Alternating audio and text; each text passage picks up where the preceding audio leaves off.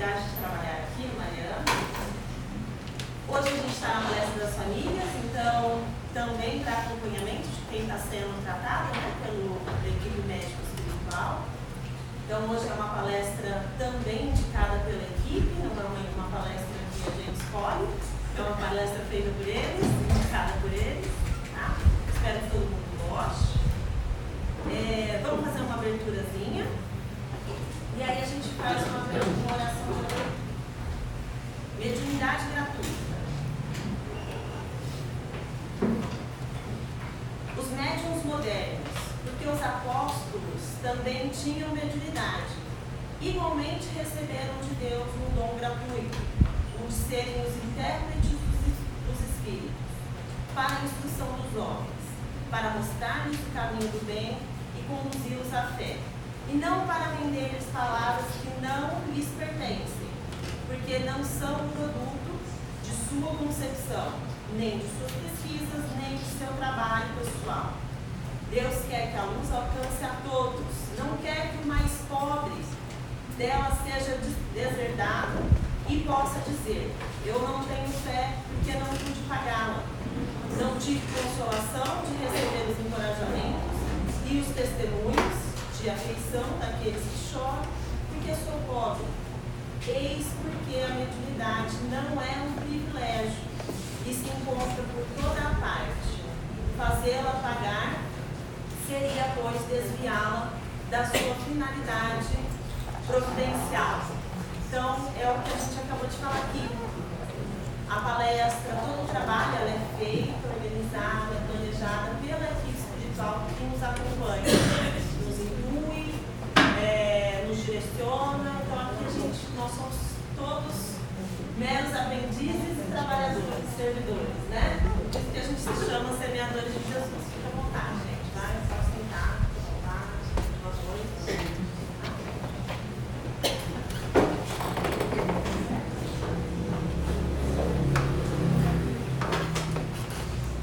Então vamos nos acalmar, vamos nos acerenar, sentar confortavelmente, para que a gente possa elevar os pensamentos a Jesus sem nenhum tipo de interferência, que toda ansiedade, todas as preocupações do dia a dia, que fiquem fora dessa sala, para que aqui a gente esteja de corpo e alma e principalmente de coração aberto. Coração aberto para receber as palavras que Jesus manda através da equipe médica espiritual de luz, que nos acompanha todas as sextas-feiras, de coração aberto para que essa mensagem permeie os nossos sentimentos e não somente a nossa cabeça, que faça permear e esteja conosco durante a semana, para que a gente leve a discussão que a gente vai ter aqui hoje, para que a gente leve para a nossa semana, para o nosso dia a dia, para a nossa vida, para a nossa casa, a um melhor convívio, dando valor ao que a gente tem e agradecendo sempre. Pai nosso que estais nos céus, santificado seja o vosso nome, venha a nós o vosso reino, seja feita a vossa vontade, assim na terra como no céu. O pão nosso de cada dia nos dai hoje, perdoai as nossas ofensas, assim como nós perdoamos a quem nos tem ofendido. E não nos deixeis cair em tentação, mas livrai-nos do todo mal. Graças a Deus. Boa noite para quem está chegando. Tem lugar aqui na frente, tem lugar ali, ó. Pode entrar, fica à vontade. Tem lugar aqui. A gente não vai fazer perguntas se sentar aqui na frente, viu? Agora quem vai dar palestra? Meu chuchu.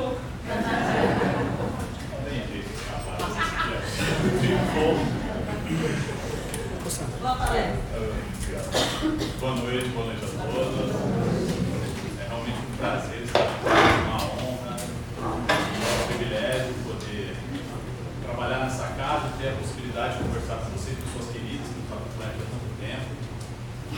boas-vindas aos familiares dos nossos assistidos, lembrando que esse tema escolhido pela nossa equipe médica espiritual foi sugerido para esse tipo de discussão, porque a gente acredita que o tratamento completo só acontece quando a família participa, né? Afinal, todos os nossos assistidos aqui, de alguma maneira, vão ter alguns comportamentos, algumas situações, e se a família não estiver imbuída, não ajudar, a gente não tem um tratamento completo, né? Às vezes vai até estranhar, falar isso, desconfiança.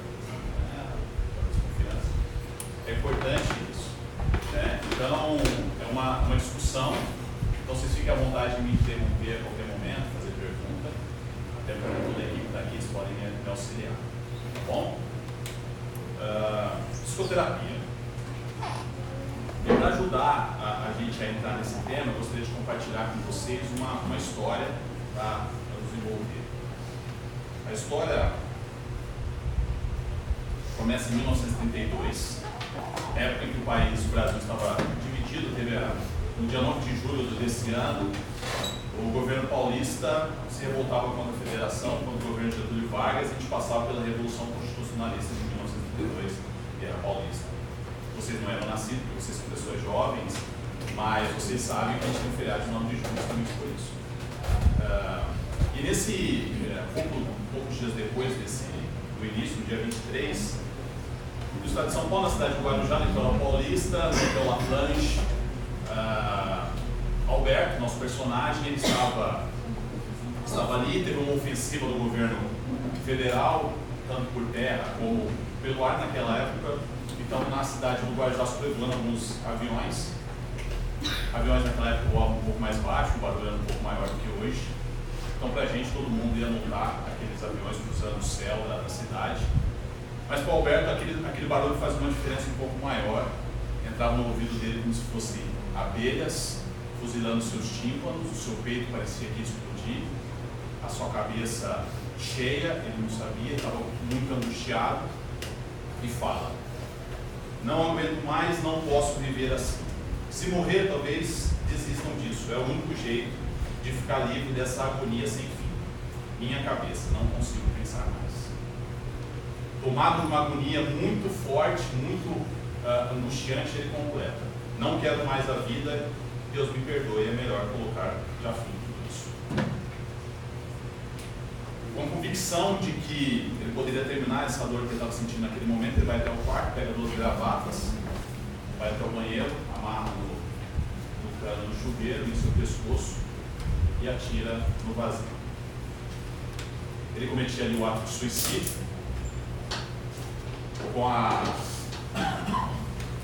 pensando que poderia encerrar a dor. Ele sabe que o suicídio não é o fim. Muito propício para esse Setembro Amarelo, temos discutido, né? Viemos discutindo a respeito disso. E Alberto entra para essa estatística de suicídio que cresce ano após ano. A Organização Mundial da Saúde informa justamente isso, que a cada 40 segundos um irmão na Terra tira sua própria vida pelo suicídio. Ele foi diagnosticado com depressão. Mal do século, a Organização Mundial da Saúde fala também, desde 1932 cresce ano após ano. Não só a depressão, mas todas as doenças, os transtornos mentais, eles crescem. Esse mapa aqui, ele tem uma perspectiva, de acordo com o tamanho, a tonalidade da cor, o percentual da população mundial, de acordo com cada país, que tem de alguma forma o índice de depressão, ansiedade, transtorno bipolar, distúrbios alimentares, anorexia, esquizofrenia ou qualquer doença relacionada à parte mental. A média do mundo é 13% da população. No Brasil, a gente está um pouco acima disso, próximos aos 15%, onde a gente está com essa tonalidade aqui, a gente vê a média no mundo. É muita gente. Essa média de 13% dá 970 milhões de pessoas. 1 bilhão de pessoas, quase 1 bilhão de pessoas no mundo, de alguma forma. Depressão e ansiedade encabeçam essa lista, por volta de 3,4%, 3,8%, o Brasil acima dessa média também, acima dos 4%, estamos falando aqui no Brasil de mais de 30 milhões de pessoas que de alguma forma sofrem esse tipo de transtorno. O que é isso? O que acontece esse tipo de coisa? Como esse esse transtorno mental de alguma forma influencia a gente e continua influenciando até hoje. Como responder? Qual que é a causa? Qual que é a causa disso? 86 bilhões em ação são 86 bilhões de neurônios. Nosso cérebro, o órgão mais complexo do corpo humano, é responsável por administrar tudo isso. Bilhões de sinapses acontecem ao mesmo tempo. Fazendo um adendo aqui a respeito dos 86 bilhões, sempre esse número foi contado a partir de 2010 por uma brasileira, a Suzana Herculano, cientista carioca que hoje mora fora. Sempre se falava em torno de 100 bilhões de neurônios, 10% das células do crânio eram neurônios, mas ninguém tinha esse número. E ela, como era uma pesquisadora da área, ela pesquisou profundamente, aí ela falou, pela sequência aqui, onde está esses 100 bilhões de neurônios? Ninguém tinha essa resposta, e ela foi lá e fez. Então, todas as referências mundiais nessa área são da Suzana Herculano, uma grande cientista.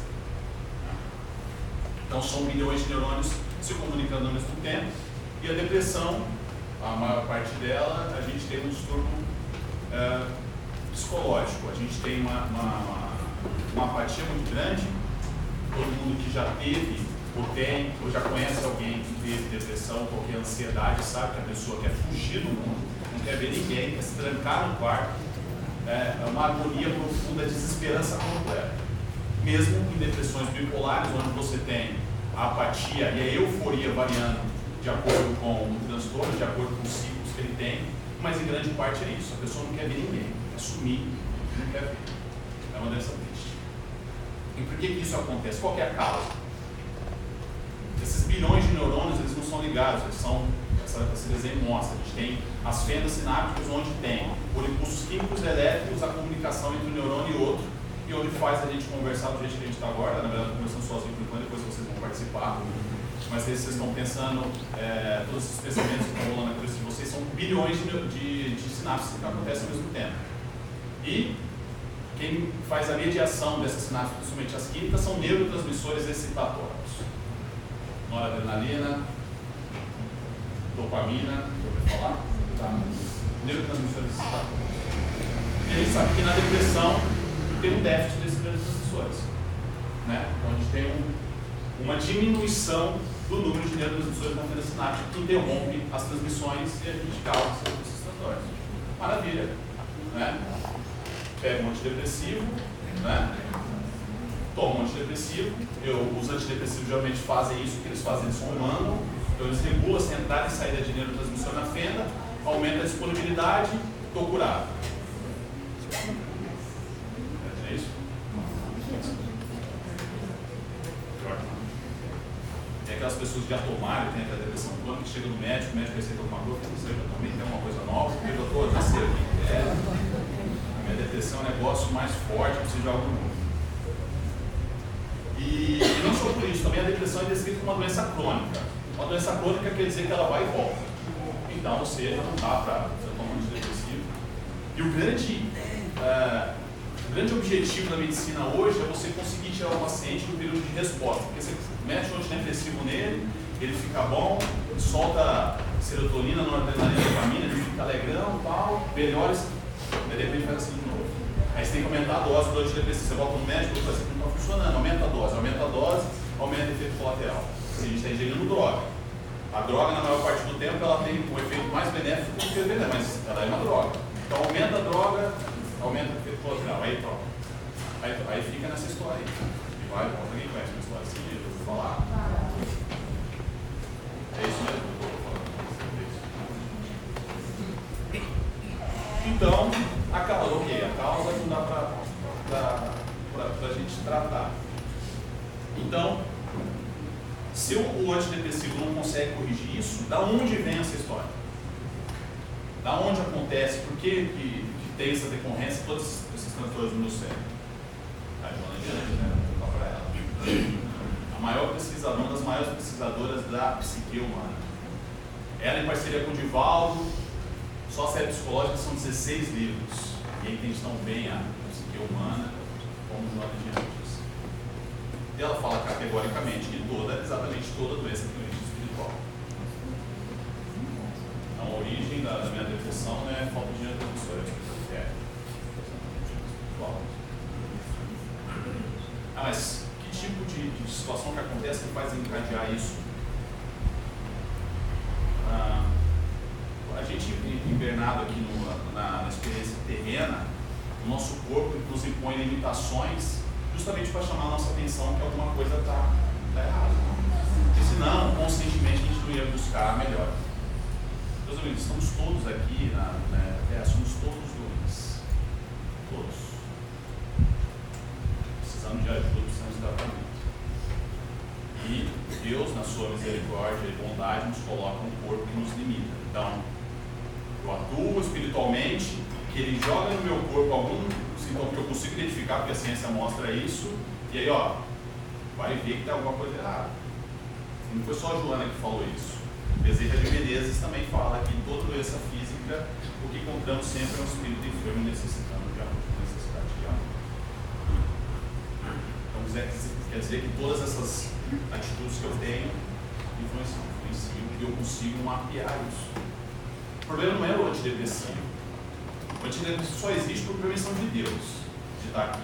E ele é importante para as consequências do tratamento, mas ele não vai tirar essa depressão. Ele vai ajudar a dar o pontapé inicial. Ele vai melhorar o ânimo, vai fazer procurar ajuda, mas vai precisar dar um passo além disso do que só tomar remédio.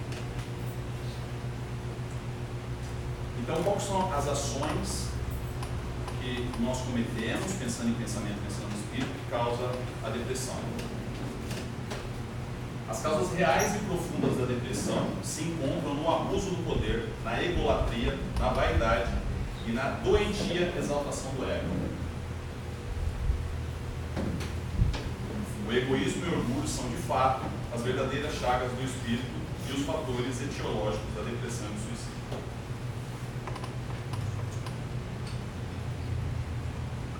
Exaltação do ego.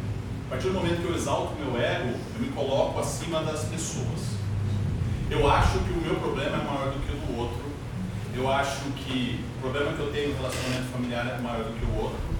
Que eu sou indispensável para qualquer ação do mundo. E todas as minhas ações, o que eu executo durante a minha vida, são pensando na exaltação do meu próprio eu e alimentando esse círculo vicioso. Nós fazemos isso o tempo todo. Isso é forte, não é problema do ego, é problema de como a gente exalta ele, como a gente coloca isso. Essa perspectiva de por que o meu problema é maior do que o outro? Por que a dor que eu estou sofrendo agora é maior do que da outra pessoa? Eu sou o centro do universo. E isso veio do acaso, aconteceu comigo por um acidente no universo.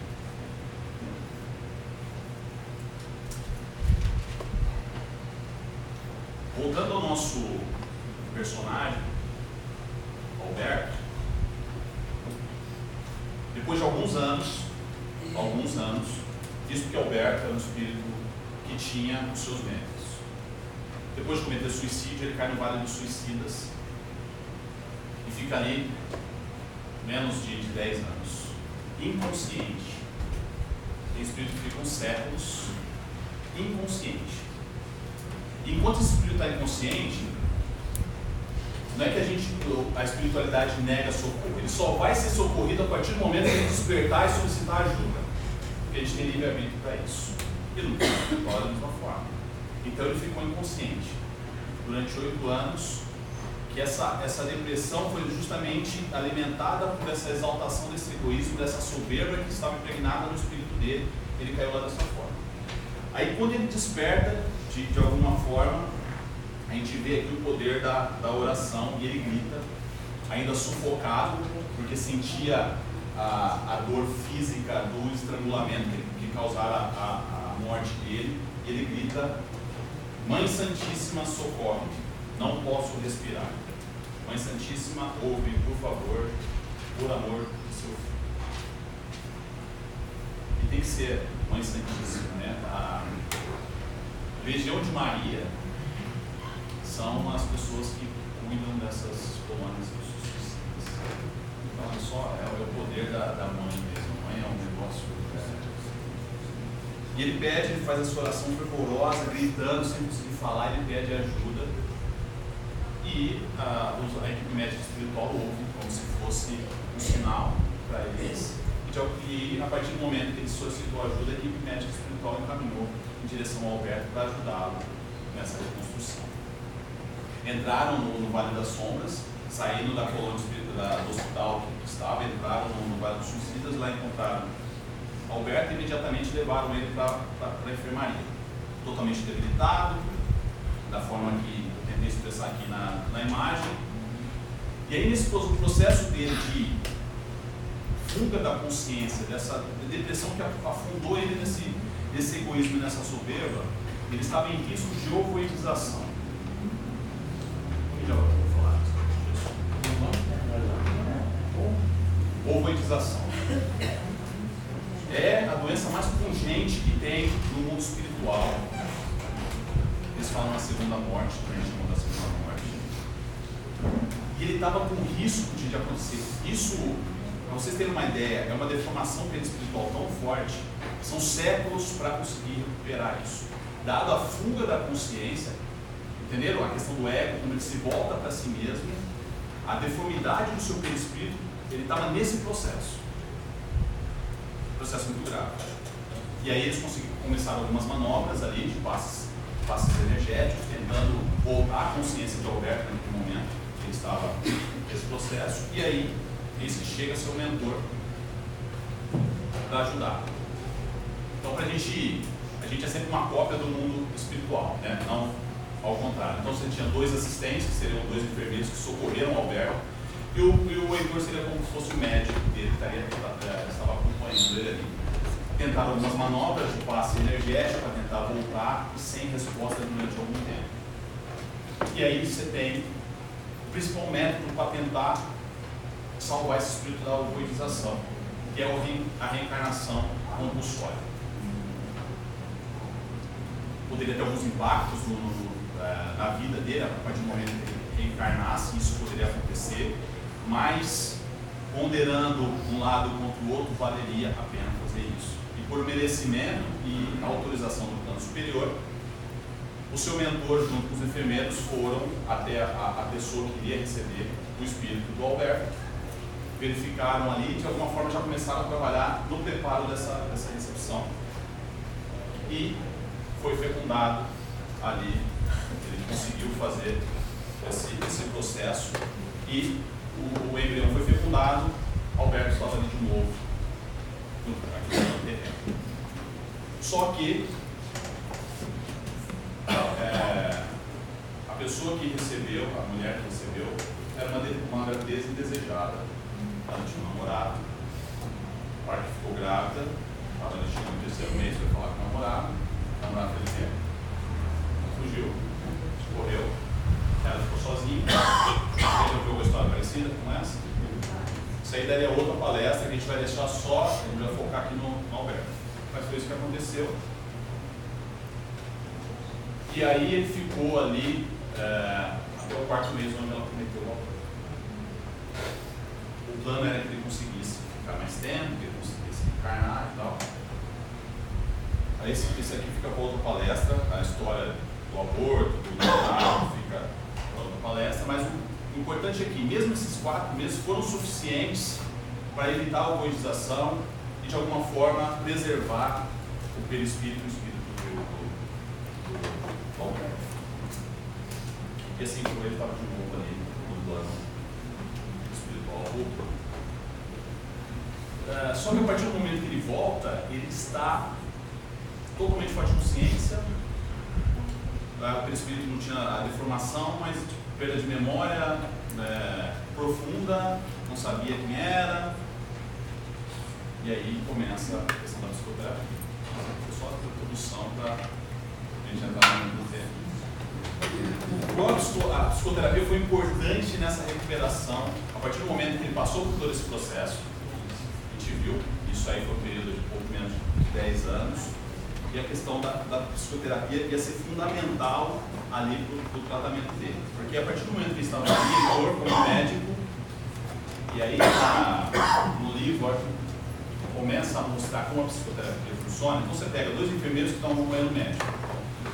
Os enfermeiros estão ali porque eles já passaram pelo lado dos suicidas, eles estão aprendendo, estão trabalhando e aprendendo. E o médico ali na forma também de tratar o paciente e mostrar para os enfermeiros, mostrar a história do personagem e como fazer. Então é uma troca grande ali. E a partir do momento que ele começa a fazer a psicoterapia e conversar com o Alberto, a memória do Alberto se projeta numa tela maior que essa. Parece filme de ficção científica, mas a evolução tecnológica do plano espiritual é muito mais avançada do que a nossa. E eles começam a ver aqui a vida, ele começa a contar da vida, começa a se projetar aqui, as pessoas ali começam a conversar a respeito disso. Ensinamento para todos os lados. E aí começa a parte de voltar o Alberto à sua consciência, voltar ele a entender quem ele era, por que ele chegou àquele ponto e como a gente vai conseguir tratar aquele paciente ali por base da psicoterapia. E aí, só que tem esse ponto, né? Ali não tem antidepressivo. Na espiritualidade não tem antidepressivo, não tem remédio para ajudar daquela animada, vai ser só na conversa, no entendimento e ó, não dá para dar um Rivotril para dar, não tem Rivotril lá não, isso aí é do nosso. Então todo esse trabalho vai dando sequência que ele precisa. Então a gente tem uma oportunidade aqui de compartilhar a história do Alberto e entender a importância que é a gente procurar uma ajuda profissional e tentar se conhecer o máximo, entender o decorrer das situações da sua vida, por que você chegou a esse ponto até aqui e principalmente como a gente vai fazer para melhorar. E a psicoterapia, porque quando a gente fala em orgulho, somos orgulhosos, temos que conhecer, a gente procura meios de fugir, buscar respostas, terceirizar a responsabilidade. Porque quando eu entendo ali a parte do mecanismo da depressão, eu já vou. A minha família é depressiva há muito tempo. Sabe, você joga ali nas costas do genético, aí vem aquela, não, isso aqui é genético, você vai no médico e vai falar que é genético. Ah, isso aqui está vindo há muito tempo. Ou porque quando você entra numa psicanálise e aí você quer procurar entender por que você chegou até esse momento, como a sua educação, como a educação que seus pais te deram, como que o ambiente influenciou o seu comportamento até hoje, né? Como que as pessoas que conviveram com você de alguma forma influenciou, quais foram os traumas que influenciaram o que você tem agora. Isso é maravilhoso. Isso é maravilhoso. Só que isso não pode ser muleta da gente achar que, beleza, eu me entendo muito bem. Eu sei o que aconteceu comigo. Eu apanhei quando eu era criança e agora eu sou agressivo porque eu apanhei. É importante entender, mas a psicoterapia é importante você se colocar na posição de protagonista. E nada aconteceu na sua vida porque a gente está aqui para aprender. Então, se aconteceu aqui com você, tem um motivo. Então, quando a gente se coloca nessa posição de, ok, eu quero me conhecer, eu quero entender o que aconteceu comigo, é importante conversar, mas o que eu vou fazer com essa informação? O que eu vou fazer? Tanto teminhas, eu não vou entrar especificamente, até porque eu acho que não é o intuito de qualquer linha de Freud, qualquer linha de Carlos Jung, qualquer linha de Viktor Frankl, porque essa parte, quando a gente fala de Viktor Frankl, foi o cara que ficou concentrado na época do Holocausto. Ele desenvolveu a terceira linha da psicoterapia, da psicologia, a logoterapia, que eu, particularmente, eu acho que é essa linha. Ele quer saber as coisas que aconteceram com você, ele quer saber, ok, a partir daqui, o que você vai fazer com toda essa carga que você recebeu? Qual que é o rumo que você vai dar na sua vida? O que você vai fazer com isso? Qual que é o seu objetivo na sua vida? Como você vai contribuir para a evolução pessoal? Porque tem isso. E a partir do momento que você entra numa psicoterapia e alguém te fala que você tem que buscar o que é melhor para você, você tem que ver até que ponto isso é melhor para você mesmo, e você não pode eliminar parte da sua contribuição de se tornar melhor, de evoluir sempre, e da contribuição que você tem que dar com a sociedade que a gente está aqui para isso. Então, E essa é a parte importante. Toda a parte da psicoterapia é importante procurar um psiquiatra, um terapeuta, um atendimento fraterno.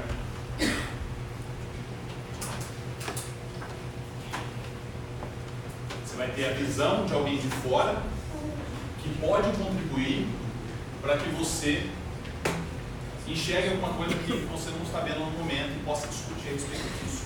Então temos profissionais extremamente qualificados para isso, médicos, terapeutas e mesmo aqui no atendimento fraterno. Exercício físico, porque não adianta a gente cuidar só do espírito, a gente precisa cuidar do corpo, na verdade é a nossa casa, né? A gente está aqui no plano físico, a gente precisa cuidar, a gente precisa fazer faxina de vez em quando, a gente precisa manter a estrutura ok para a gente conseguir passar por esse processo. Meditação é um processo que você procura acerenar, acalmar, manter um contato maior com Deus, não só como na oração, você procurar ouvir a você mesmo e ouvir a Deus. Então a meditação é importantíssima para isso. E claro, o poder da oração, que vai ajudar a você aproximar a espiritualidade superior, os amigos que podem contribuir com você. E aí, quando a gente pensa nessa situação, eu tenho que procurar um médico, eu tenho uma notícia muito boa. Assim, a gente tem excelentes profissionais médicos que estão seguindo uma linha muito legal. Muitos psiquiatras trabalham essa parte de psicoterapia, trabalham a parte de espiritualidade, tanto religiosa como não. Conheço muitos psiquiatras que estudam Kardec, que têm na sua recepção Evangelho segundo o Espiritismo dos Espíritos. E aqui eu trago para vocês uma revista, não sei se está dando muito bem, essa é uma revista da Associação Brasileira de Psiquiatria de 2018, totalmente atual, que é o posicionamento da Associação Mundial de Psiquiatria sobre espiritualidade e religiosidade na psiquiatria. Totalmente atual. E a gente tem aqui alguns pontos que eu separei para vocês. Então a gente tem um estudo vasto de literatura científica com mais de 3.000 estudos relacionando religiosidade e... Vocês estão atentos, né? Espiritualidade. E aí você tem aqui implicações significativas, você tem melhora clínica do suicídio, então não só uma percepção do médico, mas a gente está colocando isso em estudo científico e colocando isso na prática clínica, com base em debate e em revistas de impacto mundial. Olha que visão boa de futuro que a gente tem. A visão, quando você para de olhar, o médico para, tirando o médico do SUS, você coloca o médico olhando, cadê? Tem um médico. Você para de olhar a doença e começa a olhar o paciente como um todo. Você não olha só a causa da doença, você olha o paciente e procura entender ele como ser integral. E aqui, a Lília me mandou essa reportagem aqui, 22/9, essa semana, Congresso de Cardiologia em Porto Alegre, eles abordam a importância da inclusão da espiritualidade no atendimento ao paciente. Isso é a primeira iniciativa mundial. Vocês têm noção do impacto disso? Médicos, cardiologistas, num congresso brasileiro, tendo a primeira iniciativa mundial de abordar esse tema aqui, espiritualidade no atendimento ao paciente. Eu achei que sempre fosse fake news. Cara, é real, entrevista com o médico, e eu ouvi isso, cara. A Lília me mandou essa reportagem e falei, a gente é árvore do evangelho, está plantada aqui nesse país. Sabe? Porque a gente tem uma iniciativa mundial dessa, a gente sai, a gente coloca isso na prática, coloca isso nos nossos médicos. A gente está falando de médico cardiologista, né? A gente está falando do chakra cardíaco, que é um dos principais, né? Que estão aqui, tem toda essa influência. E aí, algumas partes da reportagem, ele fala, naquele paciente, muitas vezes ateu ou agnóstico, ateu é aquele que não acredita em Deus de jeito nenhum. O agnóstico é aquele que precisa de prova e não nega a possibilidade de ter, mas tem que descer na terra e mostrar para ele que existe. Mas que aceita fazer o processo de meditação aceita ter uma experiência mais contemplativa em relação à vida, que aceita fazer reflexões pessoais, esses pacientes que buscam uma meditação, mesmo que não seja uma meditação religiosa, eles também tiveram benefício, e um benefício muito grande. É poderoso isso, né? Quando uma pessoa está bem consigo mesma, e bem mais tranquila, menos raivosa, menos propensa a ter alteração no sistema cardiovascular, pressão alta, aumento de frequência cardíaca, ou mesmo arritmias. Ou seja, qual que é o... A gente está falando aqui do chakra cardíaco, que as principais doenças relacionadas, a gente falou da depressão, que é a depressão e o egoísmo. As doenças cardíacas são mágoa, rancor, ressentimento, tristeza. Aí qual que é o remédio para isso? Qual que é o remédio? Perdão. E aqueles que... Mas não adianta depois disso aqui falar, começar a perdoar e continuar comendo gordura, porque as artérias não funcionam também. Não adianta, perdão, vou continuar na gordura, comendo fast food, também não é assim. Vamos equilibrar as coisas. Tá falando. Uma coisa é uma coisa, outra coisa é outra coisa. Não vamos falar, não, me falaram que eu perdoando não tem mais problema cardíaco, não é bem assim. Mas, então a gente vê isso, uma notícia agora, a gente vê duas sociedades impacto na vida de muitas pessoas relacionadas às principais doenças. A gente está falando do cérebro, do coração, então são notícias muito, muito boas. Assim.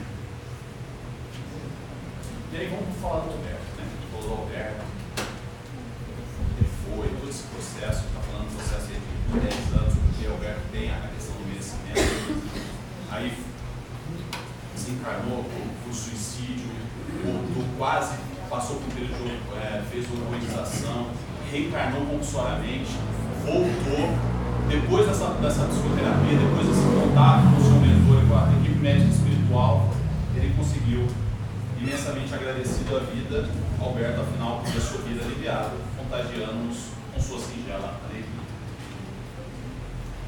Então, a importância que foi essa colaboração do mentor e da equipe médica para o entendimento e voltar, Alberto voltar à sua consciência, ao seu entendimento onde ele estava. Mas assim, não é assim que para. Quais são os próximos passos para Alberto? Trabalho e instrução. Tem uma frase aqui: o labor, o trabalho, quando realizado com desinteresse em favor do próximo, converte-se em altruísmo. A instrução, aplicada em benefício da ignorância alheia, torna-se sabedoria. Poderosa frase. E é justamente por isso, a partir do momento que ele se recupera, grande parte, como eu falei para vocês anteriormente, todos aqueles enfermeiros que estavam no Vale dos Suicidas foram suicidas anteriormente e estavam ali trabalhando, compartilhando a sua experiência, com uma visão caridosa e entendimento. Porque a partir do momento que você passa por uma dificuldade, você sai bem do outro lado, e você vê o irmão na mesma situação, você não vai criticar, você não vai apontar o dedo para ele, você vai entender o sofrimento que ele está passando. Quando a gente aponta as sinalizações do que acontece com nossos espíritos amigos, nossos irmãos, não é questão de apontar o dedo, é saber o que acontece, mas ter caridade com o outro, saber que cada um tem o seu momento. Senão a gente fica pagando de moralista para todo mundo. Ah, você está assim com depressão porque você é egoísta. Não é isso. Todo mundo tem o seu tempo. A gente precisa ter um entendimento e ter a caridade para com os nossos irmãos. Mas que cada um tem o seu tempo. Então, esses trabalhadores do Vale dos Suicidas são esses. Eles estão lá. E aí, Alberto foi trabalhar também. Só que ele foi trabalhar especificamente no departamento de ex-tabagistas. Vocês querem saber o que é? O departamento de ex-tabagistas, eles desencarnam como suicidas. A maioria, vocês sabiam disso? Sim. Fumante desencarna como suicida, vai para o Vale dos Suicidas.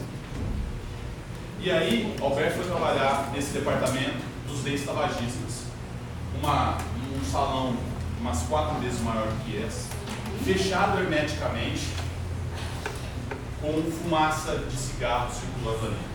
Não porque eles estavam fumando, porque aquilo exalava do corpo deles. Exalava.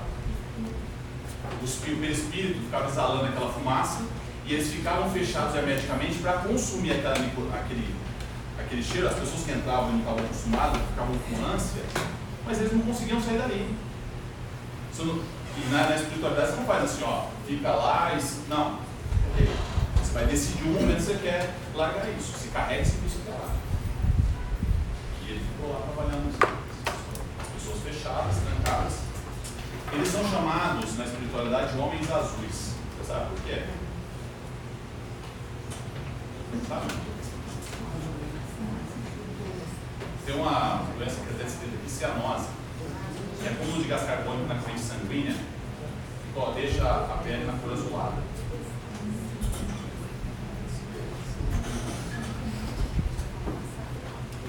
E esses eles têm a coloração azulada por acúmulo de gás carbônico na corrente sanguínea, pelo fogo. Eles são cianóticos. Eles são denominados lá. Então, Alberto trabalhou nessa parte. Aí ele ficou ali, tinha passado os 10 anos trabalhando. E teve início a Segunda Guerra Mundial, ia começar. E a espiritualidade, sabendo do que ia acontecer, eles se preparam antecipadamente, convocam todos os seus trabalhadores para se dirigir aos locais de socorro e se preparam lá para socorrer essas pessoas. E o Vale dos Suicidas são os lugares que eles buscam mais trabalhadores. Por quê? O livro descreve o outro lado, a guerra, né? Só para falar, imagina, naquela época, corpos dilacerados, aquele bastidor horroroso, e as pessoas que frequentaram o Vale dos Suicidas estavam mais acostumados com esse tipo de ambiente. O Alberto era novo, relativamente novo ali no plano, ainda estava trabalhando, mas ele foi autorizado a trabalhar na Segunda Guerra Mundial, também foi um grande auxílio para ele também, e conseguiu ajudar. E aí, aí alguém trabalhando sempre como enfermeiro. Aí o mentor dele chama Heitor. A pessoa que narra essa história chama Damastor, e a Adelaide era outra enfermeira que acompanhava. Eles falam, quem olha agora Alberto, tão humilde, trabalhando como auxiliar de enfermagem, imagina, se eu contar isso na tela, não vou imaginar que o grande Alberto Santos Dumont, um dia, né, foi o cara que arrebentou o avião, lembrado até hoje, e trabalhando humildemente assim no plano espiritual. Eu só puxei aqui um pedacinho da história do Alberto Santos Dumont, do livro Ícaro Redimido, na qual ele, primeiro com permissão do plano de poder compartilhar essa história dele com as pessoas, de se expor dessa forma, de ser tão vulnerável expondo suas fraquezas, para que a gente possa entender e, compartilhando da história dele, entender como as coisas acontecem, o que acontece. Ele é um ser humano como nós todos. Por muito merecimento, por todas as situações que ele passou, ele nos deixa essa história e conseguimos aprender muito com ele. Ele deixou uma frase, em 1948, ele psicografou uma mensagem, ainda o Chico ainda estava em Pedro Leopoldo, estava fazendo uma reunião com a equipe, fizeram uma vibração para o Santos Dumont e ele recebeu aquela mensagem e se comunicou com o Chico por causa de uma psicografia. E lá, na psicografia ele relata realmente que ele já estava no processo, e foi depois de 16 anos que ele tinha desencarnado, foi 32, foi 48, 16 anos. Tempo extremamente curto para quem passou por um processo que ele passou por muito merecimento, porque outras pessoas levam séculos para passar pelo mesmo processo. E ele coloca: crescimento sem Deus é curso preparatório da queda espetacular. Um espírito que passou pela situação que ele passou. Quando a gente fala de Ícaro redimido, da mitologia Ícaro, o pai dele de Dédalo deu as asas e falou: não voa tão alto, Ícaro subiu até próximo ao sol, e aí a cera que colava suas asas derreteram e ele caiu. Um voo tão alto não é não voar. Se você for voar, voe alto, mas fortaleça suas asas, fortaleça suas pernas e coloque Deus no coração. Porque todo esse trabalho que é feito, nós temos os nossos méritos por estar aqui, e a gente vai ter os nossos méritos se a gente nos instruirmos e nos caminharmos no bem para captarmos a energia que passa e os treinamentos que passam da equipe espiritual. Para a questão do avião, ele ia ser desenvolvido naquela época. Ele ia ser desenvolvido por Santos Dumont, pelos irmãos Wright, tinha um grupo de pessoas que foram treinadas antes de encarnar pela espiritualidade. Não pela espiritualidade. Quem fez um workshop no céu a respeito disso foi Leonardo da Vinci. Ele fez antes e fazia depois com essas pessoas. Ele falava assim, ele mandava, olha, a gente vai precisar fazer isso. Algum de vocês vai pegar essa ideia. Por que foi tão perto? Santos Dumont aqui, os irmãos Wright nos Estados Unidos. Porque a missão foi dada e os trabalhadores estavam ali dispostos.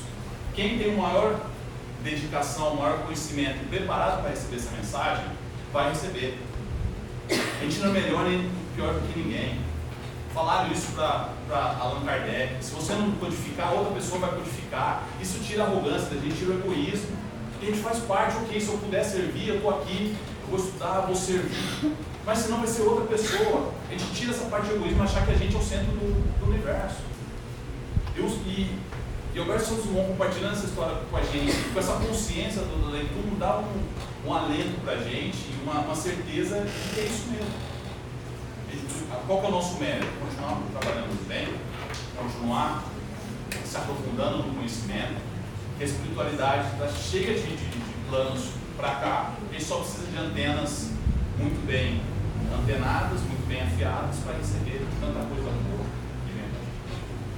Possamos meditar sobre esses ensinamentos do nosso grande amigo e que possamos ser antenas com boas captações. Muito obrigado. Muito prazer estar com vocês essa noite.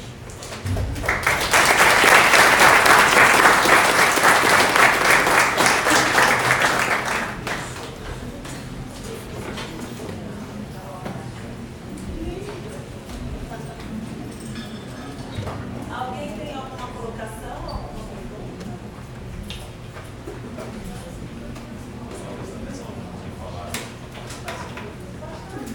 Eu não consigo entender essa parte que você fala da depressão, do egoísmo.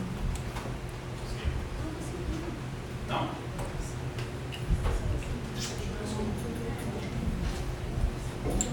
Porque ele causa um transtorno que quando você pega essa parte do egoísmo, você se coloca na parte central. Então, é o caso dele principalmente. Ele achou, quando a gente pega esse exemplo, eu sou o cara que descobriu o avião. Eu tive uma estátua para mim colocada ali, e agora vocês estão falando que foram os irmãos Wright. Como assim? Eu que trouxe isso, eu fui negligente, eu coloquei essa questão aí. Então você se coloca como você, porque você teve seus méritos, mas a gente teve um trabalho muito forte lá. Então ele não conseguiu aceitar pegando o exemplo dele, que teve outra pessoa que fez, teve outra pessoa que captou um pouco mais rápido que ele, que na verdade foram um pouco diferentes. Assim. E os irmãos Wright nos Estados Unidos, eles conseguiram fazer antes, voar antes. Só que o Santos Dumont conseguiu voar sem impulso nenhum. Mas o ponto é o seguinte, se achando indispensável para qualquer coisa, se colocando, o seu problema maior do que o outro. Então, é mais a parte do egoísmo que você é mais nessa, você se colocando muito no centro, como se seria indispensável. A vaidade, o orgulho, a soberba, se coloca nessa situação. Consegui? É um caso, não é isso, já? Orgulhosos. Somos orgulhosos, temos e isso faz com que realmente uns mais, uns menos, faz com que acarreta doenças psicológicas que vai acarretar a depressão. Coloca no nosso corpo como Às vezes a sinal. gente acha que não é. Sim. Já é egoísmo achar que eu não sou. Exato. Exato. Todos nós somos. Menos ou mais pensamento. E a gente está, na verdade, a gente é uma somatória de muitas necessidades de melhora. Na verdade, a gente está aqui para exercitar as nossas virtudes, ou às vezes criar. Então, eu acho que também é uma somatória dos processos que se resultam também desses mentais, são processos muito complexos, né? De uma fuga do eu muito grande. Muitas vezes trazendo vidas passadas e acumulando. Muitas vezes trazendo, e o muito bonito, Não, pode falar. muito legal é que também o fato de muitos suicidas que foram em vidas passadas terem isso como missão para as próximas, porque passaram, viram o sofrimento, sentiram na pele, né? Então terem isso como missão de ajudar sempre os outros nesse caminho, porque sentiram isso, né? Um exemplo disso, assim, que eu falei, o livro é muito rico em filosofia, tem muita história, então dá pra gente montar aqui 5 conversas a respeito. O próprio mentor do Alberto, o Heitor, ele foi um algoz no passado, ele foi um perseguidor em outra encarnação. E a partir do momento que ele assume que ele estava errado, ele fala, agora eu vou proteger, ele assume assim, vou proteger o Alberto. Ele tenta fazer isso na encarnação de Alberto Santos Dumont. Ele consegue, porque Alberto Santos Dumont, a história dele, assim, ele era muito louco, ele subia de balão para cima e para baixo, ele só não morreu porque o Heitor estava ali do lado dele. Só que em desdobramento, às vezes que ele aparecia para tentar trabalhar essa parte do orgulho, Santos Dumont via ele como um algoz dele, pela estrutura do perispírito dele. Então ele não via como outra pessoa, então ele tomava aquilo como um pesadelo. Então tinha esse conflito, que ele não conseguiu avançar tanto no cuidado com ele. Ajudou muito, mas teve essa relação. Então existem muitas histórias envolvendo e o livro desenrola muito isso. Então é uma visão minha também a respeito do livro, por isso que é sempre bom vocês pegarem, folhearem, tem muitas histórias muito livro.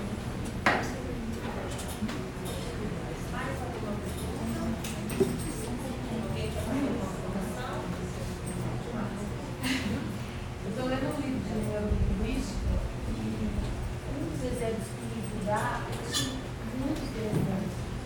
Ele conta a história de 2 irmãos e da família deles. E era uma família humilde, desestruturada, o pai era alcoólatra, se drogava, a mãe batia na mãe, aquela situação. E eles tiveram os 2 filhos. Aí, esses meninos participavam de um grupo de estudos. Um deles foi o mesmo caminho do pai, foi parar na cadeia, roubou, usou droga, blá. O outro era um rapaz que trabalhava, começou de baixo, galgou carreira, tinha família, era diferente e tal. E nesse processo de estudo, eles levaram os 2 sem saber, né? E perguntaram para eles qual era o motivo daquela vida que eles tinham. E, por incrível que pareça, os 2 deram a mesma resposta. Eles disseram assim: como eu podia ser diferente tendo o pai que eu tive? Então, o livro aborda exatamente isso. Olha que profundo isso. Eu tenho um exemplo, mas é a mesma coisa. 2 mães, cada uma perde o seu filho. Uma se vira em depressão, que foi o que ela conseguiu. A outra cria uma ONG e ajuda uma infinidade de mães. O que a gente vai fazer com a situação é a nossa escolha. É o que o livro fala. Ele fala É uma escolha. Ele fala que a gente ascende meio que doutrinado a acreditar nessa coisa de o meio te influencia, o meio te influencia. Não, o meio vai te mostrar uma realidade, mas quem vai te construir a sua isso que você citou é uma coisa muito interessante, gente. É uma parte da psicologia. Tem um campo da psicanálise que fala que a culpa ou é só do eu, ou é só do comportamento ambiental. O quanto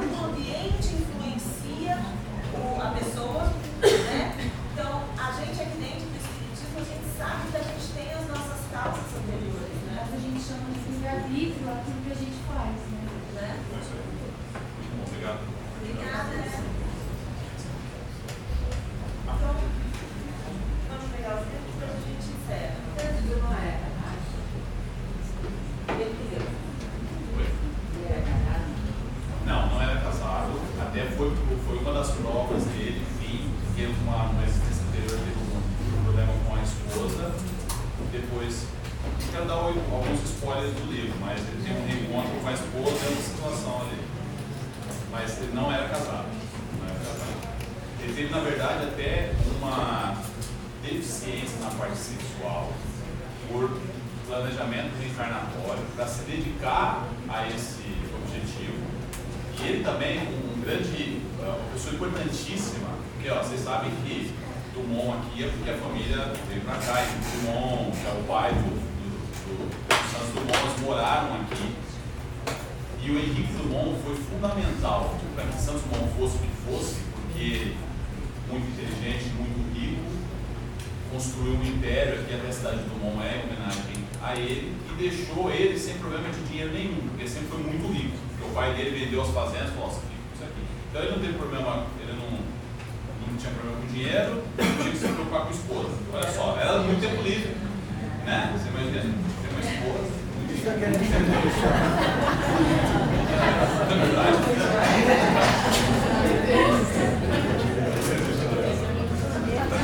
Eu acho melhor a gente sortear o livro. Eu estou preocupada. Máximo, me fala um número de 1 ao quê, Edmar? 81? Peraí, vamos deixar ninguém de fora. Eu sei que vocês querem muito.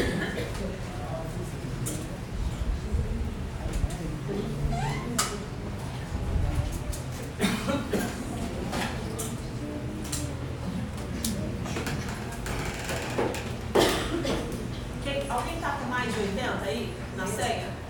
Qual é o seu número? 82. Alguém está com 83? 84? Levanta a mão. 85? 85 alguém pegou? 85, 87?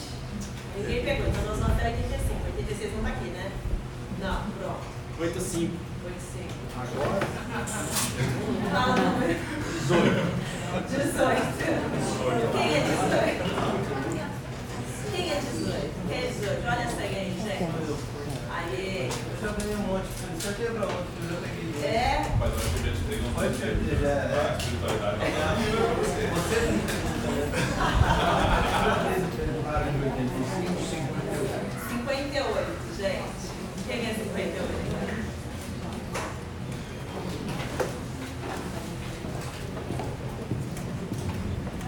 Vou ler tudo, tá? Me fala um número. Até 85, 86.